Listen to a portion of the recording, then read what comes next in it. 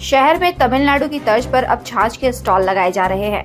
सांची में DC office में मंगलवार को छाछ का स्टॉल लगाया गया। इसका उद्घाटन डीआरडीए के निदेशक सौरभ कुमार सिन्हा ने किया। छाछ का यह स्टॉल शहर के व्यवसायियों द्वारा लगाया जा रहा है। व्यवसायी गिरिधर मूल रूप से तमिलनाडु के रहने वाले हैं। उन्होंने बताया कि तमिलनाडु में पानी की जगह मटके में छाछ रखकर पिलाया जाता है और उसी तर्ज पर अब जमशेदपुर में भी छाछ पिलाने का काम शुरू किया गया है। उन्होंने बताया कि डीसी ऑफिस के अलावा बिष्टुपुर थाना और XLRI में भी छाछ पिलाने का स्टॉल लगाया गया है। इन तीनों स्टॉल पर लोगों को पूरी गर्मी निःशुल्क छाछ पिलाया जाएगा। उन्होंने बताया कि रोज इन तीनों स्टॉल पर 50-50 लीटर छाछ रखा जाएगा। उन्होंने बताया कि छाछ का स्टॉल लगाने में रमाडा होटल, मद्रासी होटल और XLRI ने भी सहयोग किया है।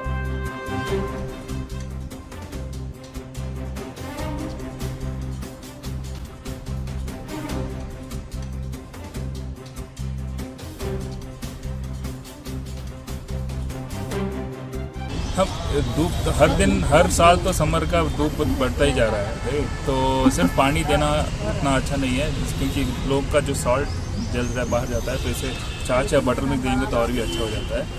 जो भी NGOs है या होटल्स है, जैसे आनंद है या जयेश भाई आनंद के है, या ये लोग किनके द्वारा लगाया गया है?